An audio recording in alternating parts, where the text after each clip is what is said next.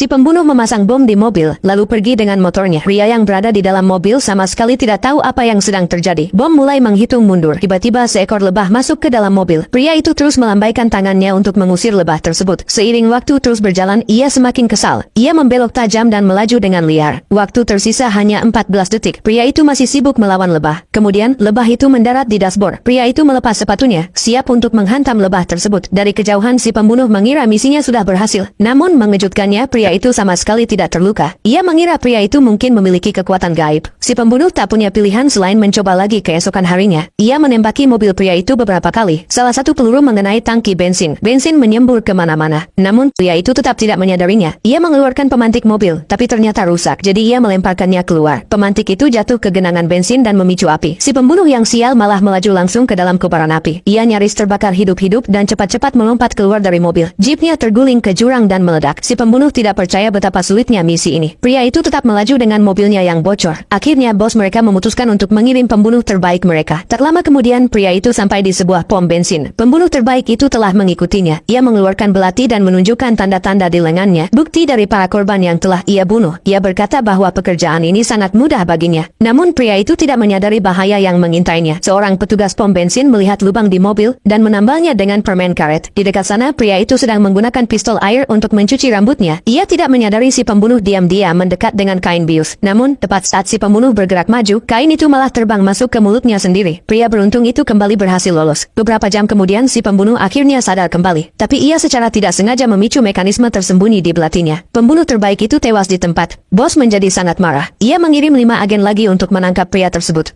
Ia bahkan menempatkan para penjaga untuk mengawasinya. Namun tiba-tiba pria itu meledak dengan kekuatan luar biasa. Ia memutuskan tali dan melompat keluar dari jendela. Ia mengikat salah satu penjaga. Seorang penjaga lain muncul. Pria itu mengangkat tangan untuk menyerah. Tetapi tanpa sengaja, ia malah menjatuhkan penjaga kedua juga. Ia lolos lagi, murni karena keberuntungan. Akhirnya sang bos kehilangan kesabaran. Ia memutuskan untuk turun tangan sendiri. Ia menyelinap masuk ke rumah pria itu dan menunggu. Saat pria itu pulang, bos tiba-tiba muncul dari balik pintu. Kali ini, sepertinya tidak ada jalan keluar. Pria itu benar-benar bingung. Tapi tepat saat itu, yakin kamu bisa menebak apa yang terjadi selanjutnya?